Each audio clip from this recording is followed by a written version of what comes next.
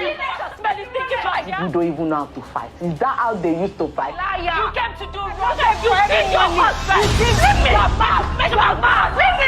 Let's have sex with my husband. Husband, that's 4 million! Your husband! Your husband, that's 4 million! Hey, as in, this one really pained Laura to the bone.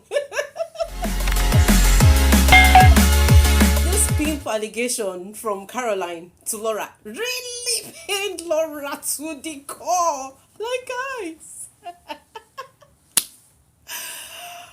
Okay. I can't wait for episode 9 already. Like, Please, before we go any further with the conversation of everything that happened in the Real Housewives of Lagos episode 8, I'd really like us, please, Joe, let us appreciate this team that organized this real, that, chose this cast. Because I'm telling you, it takes a lot to see the things that I'm seeing in all of the 6 women in the Real Housewives of Lagos. Like, we need to give them a round of applause. They did us well by bringing in, like, every single time I watch any of these women display their madness, I see a bit of us in them. I mean, Caroline reminds us of that people friend you don't want to mess with, because if you mess with her, she's going to spill all your secrets. Oh Lord, we're going to talk about it. And guys, thank you so much for stopping by. Oh my god, my hair is all over the place. Thank you guys for stopping by. My name is Julie J. Welcome to Personality Highlights. You guys know how it is.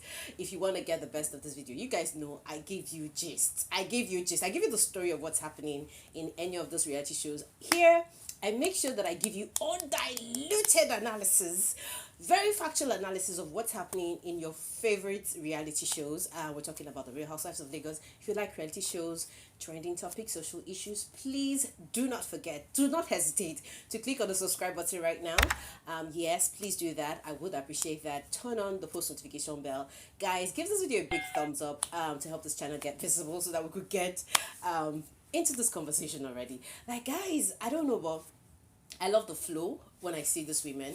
Iyabo just represents that big sister vibe. She's just all about big sister vibe. And for some reason, I think this episode 8 actually exposed everything. When we were talking about the episode 7, it was more like speculation.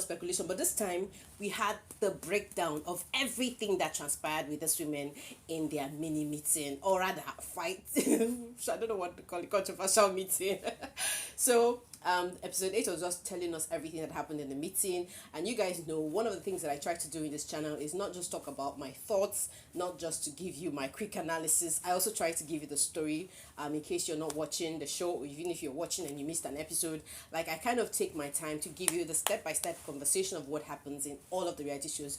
If you want to flow with the show, check out my other videos. I'm going to continue from the last video. So the last video, guys, we literally saw Mariam, like, trying to separate the women, and at the end of the day, Mariam landed on the ground.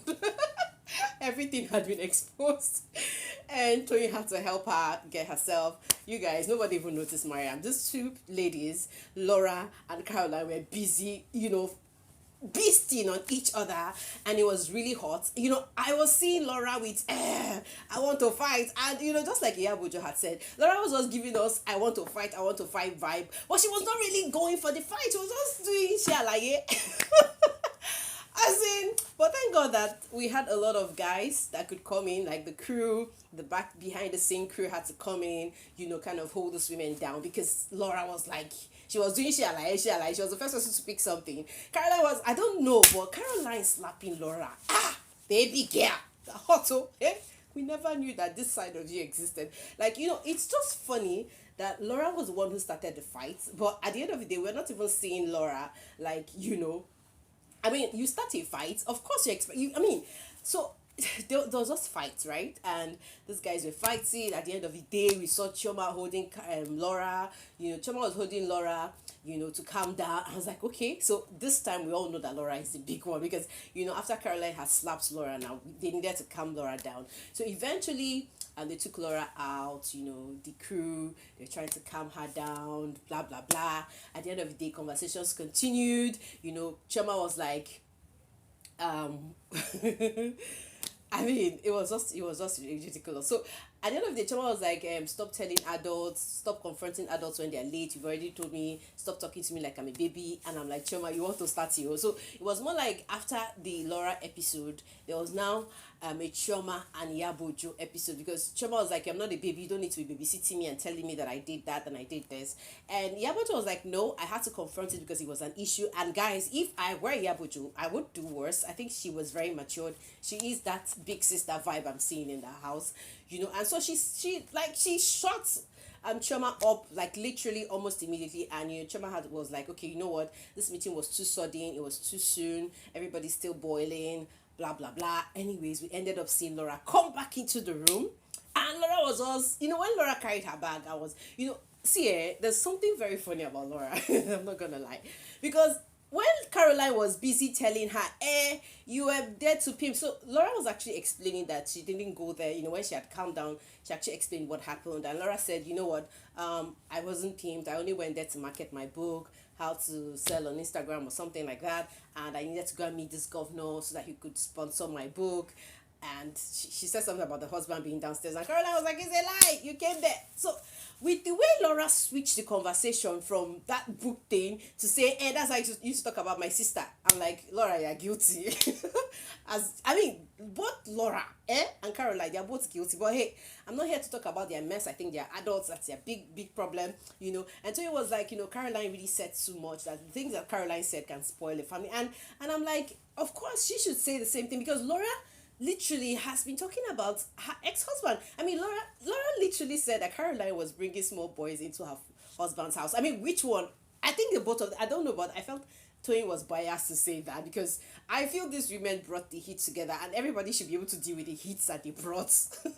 But Laura not being able to deal with it was just very ridiculous and hilarious for me. So Laura was done with explaining, second fight started. Caroline was there looking like, that tamed dog that had just suddenly turned wild, and she was like, anyhow you want it, I'm ready to give it to you. Like, literally, I don't know, but I kind of feel that Laura was put in her cage. Like, she was literally locked up with the outburst that she was not expecting it. And I'm very happy that Caroline reacted that way to the whole thing. So eventually we saw the back and forth conversation, and afterwards there was the other fight again. And then Laura at the end of the session was going to be going home, and then Tony was like, you know what, the altercation was really mad, because Laura was really mad that Tony did not support her. And I'm like, which friend is this one? So like I was saying, all this may remind us of the people that we really are. Yabojo is just that big sister who is talking the big sister vibes, sharing the advice and all that. Laura is that friend that is always asking for loyalty. You know what, go and look for trouble, even if you are the one that's at fault, or going to fight for you when we get home, we settle the scores. She's that kind of friend, and you guys know that almost everybody needs that kind of friend. Let's not even try to crucify Laura now without even being very realistic. Chema is that kind of friend that will just gossip at the back, and in front she can't say what she said behind. Caroline is that, friend, that olofofo friend that if you dare she will spill the secrets that had been buried long ago in the grave. So all those women typically just exposes who we really are. And I think that is why I say, I really love the cast for bringing these women together. They fit the role. Yes, we've been hearing stories. Caroline has been spilling too many things, if you ask me. We've been hearing her say she might not go into the season 2. But even if she doesn't, I really want to see Laura in this season 2, because, at the end of the day, that was, it was all over. We saw,